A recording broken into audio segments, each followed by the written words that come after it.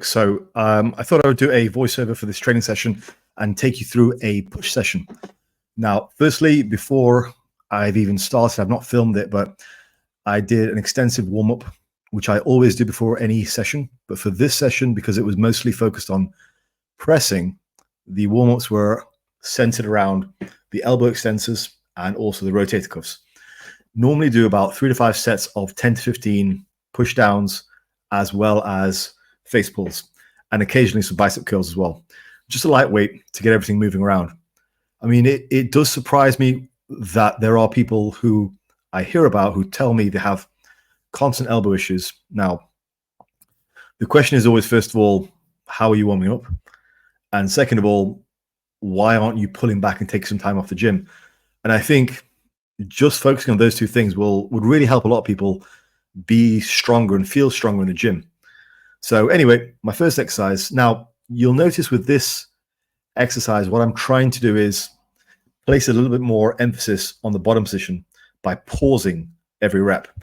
The reason I do that is I want to try and get the most out of the weight. So yeah, poundage progression is important.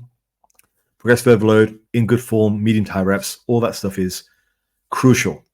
But at the same time, I want to try and get the most out of every weight increment.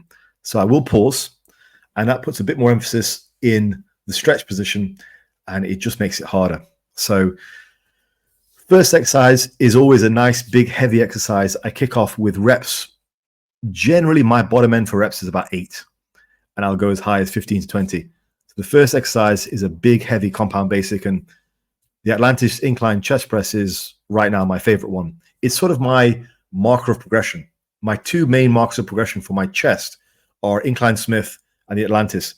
And I would recommend for you guys to have some kind of marker of progression for your different body parts. Definitely at least 1 or 2 for every major area.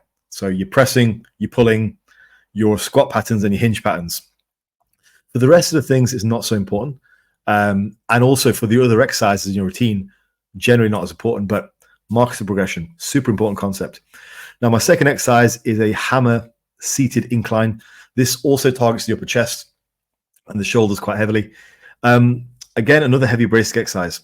I find with this, for whatever reason, it just doesn't feel as comfortable on the shoulders going heavy. So I tend to keep this as a secondary exercise once I'm warmed up. It's a little bit harder on the shoulder, I find. And you're actually going to see that in this set. I start off, again, in position.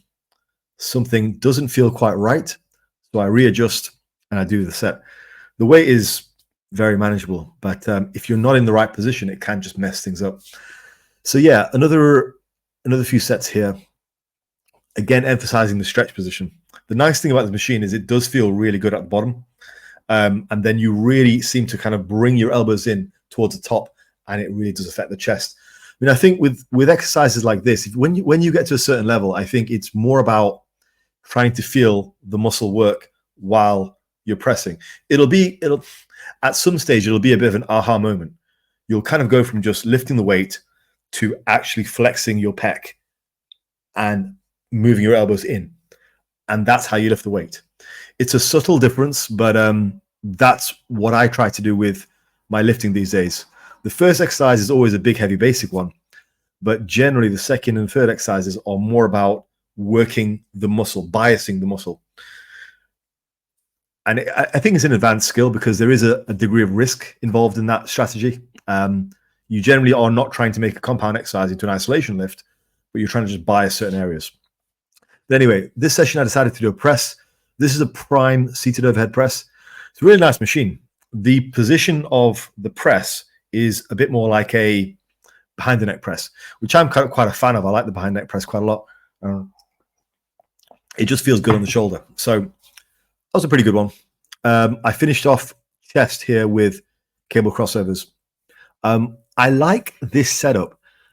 I used to do cable crossovers just freestanding, but I found balance was always a problem, especially when the weight's getting pretty heavy. So if that's something you guys do and you feel the same as I do, but you like the cable crossover, you can turn the cable crossover into more of a pec deck movement, and it just feels great if you bring over a seat.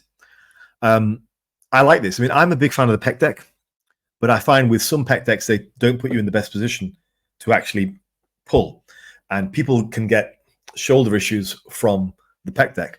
Whereas with a cable crossover, you can basically decide where to position your elbows and the angle of your shoulder so you don't get any pain. Now, I generally find it should be kind of like hugging, you know, like hugging somebody. You're trying not to hug up here. That's not how you do it. It's more of a hug around the waist. So elbows are dropped low. I find some people recommending this with your elbows high, which I think is super dangerous because that's basically a position to really put a lot of strain on the shoulders and not so much on the chest.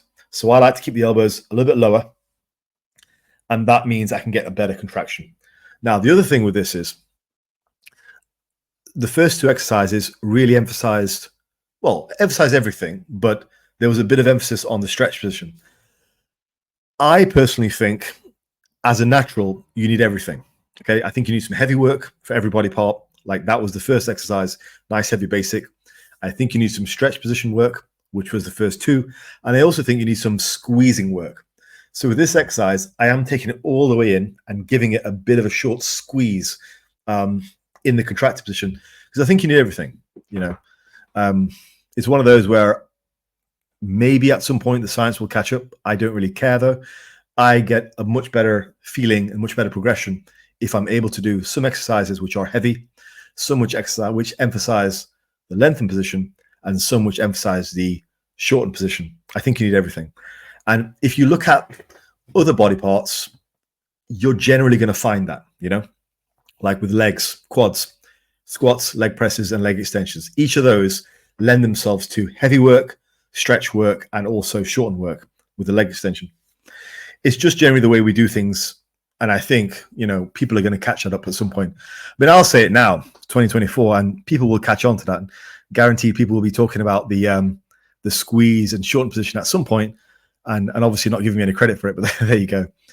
With this shoulder exercise, I like this because there's a lot of emphasis on the stretch position. So there's not as much tension in the shortened position on this exercise. There's a lot more tension in the stretch position. I like it. It's a good one. It's probably one of my favorite shoulder exercises. It's funny, actually. Recently, I saw a reel from Mike Van Wyck, I think it is. If you don't know who he is, he's a pro bodybuilder. And he usually has these black and white reels he puts on. Some people might say that's a bit pretentious, but whatever. And he has takes on various things to do with bodybuilding. He has a reputation for trying to come across as kind of old school and no BS. But he was talking in a recent reel about how cuffs and straps are for wusses in the gym. I thought that was such an L take. Like, why would you want to be limited by your grip or whatever when you're hitting, say, a row or chins? You know, if you want a stronger grip, by all means train your grip. So I thought that was a real L take, and especially with the cuffs for laterals. I mean, these are great. What you're effectively doing is you're taking away a secondary joint which affects where you lose power and strength from. The shoulders are designed to do all the lifting. Like you can see my shoulders really working there. Now, we have to go through the elbows, but if we're trying to go through another joint, like the wrist joint, we lose all the more power. So we actually are able to exert more force with the delts if we use the cuffs. That's why you want to use them. It's nothing to do with the grip. Now, I wasn't planning on doing this because this is also a sort of lengthened bias delt exercise, but the other machine that I wanted was taken. So this is something I do every now and again. It's a cross body cable lateral. So I like this because it puts the emphasis on the stretch position again. So if I'm not doing the previous delt exercise, I'll do this one as the main one. It puts the emphasis on the stretch, and then I might do something like a lateral raise with dumbbells or with a machine, which tend to put the emphasis on the shortened position. Just for variety, you know, I think it's important to try and hit all vectors of growth when you're doing, on the exercises that you pick across the week. So try and hit a bit of everything. With delts, I generally do stick to more higher rep work, but at the same time, I want to try and provide some emphasis in the stretch position, some in the shortened position. I don't do anything particularly heavy with delts. I find incline pressing and rowing and pulling tend to take care of the delts pretty well. So I just fill in the gaps with side that'll work. And for me, that works great. Yeah. Thought I'd finish off with a bit of posing. So current physique update. As of this morning, I'm at about 91 kilos, which is just over 200 pounds, I think. Yeah, it's just over 200 pounds. Heaviest I've been in a long time, but feeling pretty good. My coaching group got me interested in my arm size. I hadn't really, I don't really measure body parts. I think it's more about how you look. But I did measure my arms cold, and they were 17 and a half. So pretty decent. Pumped, no doubt they're over 18 quite easily. But I don't pay that much attention to measurements because, I mean, when you're on stage, assuming you actually make it to stage, no one's asking you for your measurements. It's more about your look in relation to, say, your joints. You know, if you have small joints like I do and large muscle bellies, that looks ridiculous. So I think it's more about the overall look. So I've never been that concerned about size. The size game naturally favors people who are thick jointed. So it's not the game that I like to play because I'm not. But anyway, I thought I'd end with a quick update on Diesel. Diesel was rushed into the operating theatre on Friday, sadly. He had chipped his tooth and he was in a lot of pain. So luckily, everything else was fine. The doctors, or the vet, said his gums were very healthy. So there was no issue there. But he did worry me a lot because he came down Thursday night, clearly in a lot of pain.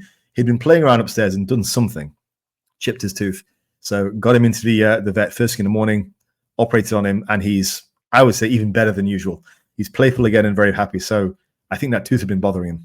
So that's an update on the big man. Bye. Thanks, guys. Take care.